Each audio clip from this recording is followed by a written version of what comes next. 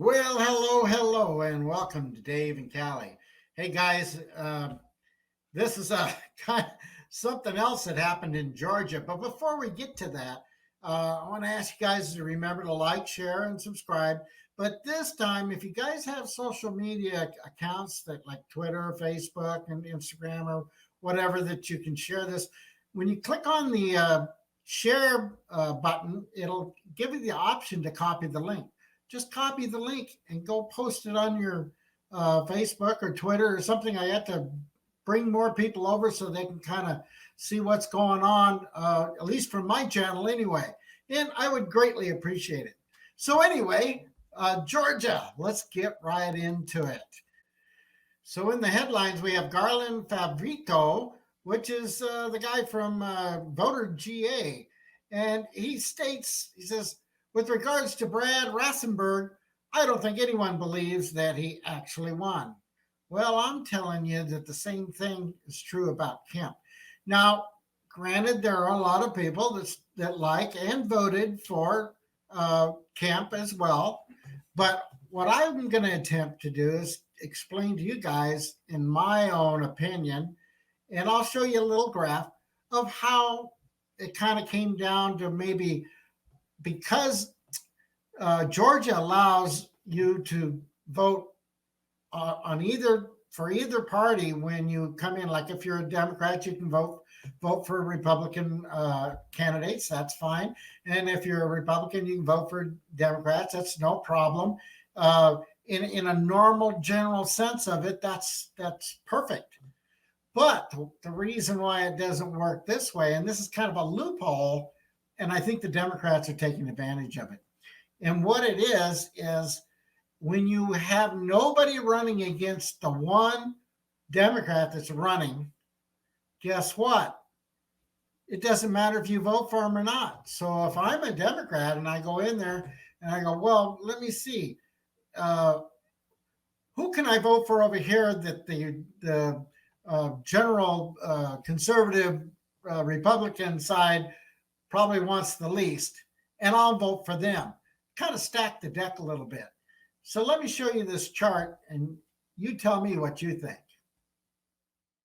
So in this chart that I've drawn up here, I kind of show Abrams and possibility of other candidates below. And of course, on the GOP side, Perdue and Kemp and maybe another party. So in a normal situation, you would get each party voting for its respected parties, and the independents in the middle, of course, deciding what they want to vote for. And of course, you see, this is what the expected outcome would have been for most of the conservatives. So as you get into this thing, you look at the loophole when you have somebody that's literally has nobody running against him, which is Abrams, of course. So why the heck do you even need to vote? You don't. There's no opposition.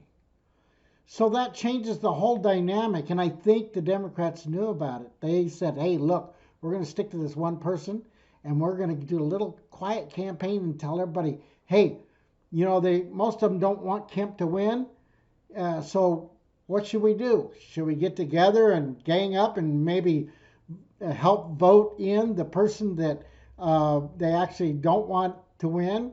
Because obviously Perdue would have done very well if this hadn't been an other option. And so being a Democrat, you can vote for whoever you want. You don't have to vote for Abrams.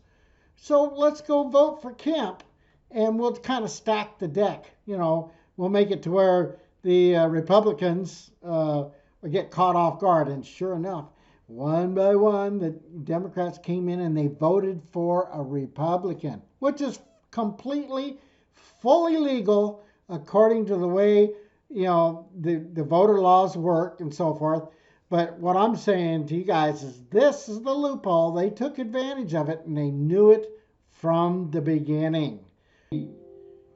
So as far as Rassenberger is concerned, there's a kind of a situation that if you don't get more than 50% of the vote, they take the top two candidates.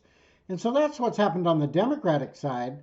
And who's to say that the same group that might have bolstered the Republican vote for Kemp didn't also vote for Rassenberger, which would upset the cart as far as a way of getting back at Trump.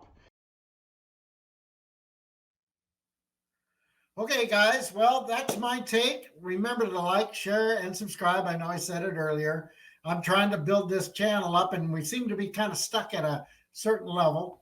But I'm trying to do a little bit different than what most people are doing, so that hopefully it a little more interesting to you, rather than just reading script. Anyway, guys, we'll see you on the next one, and thanks for tuning in.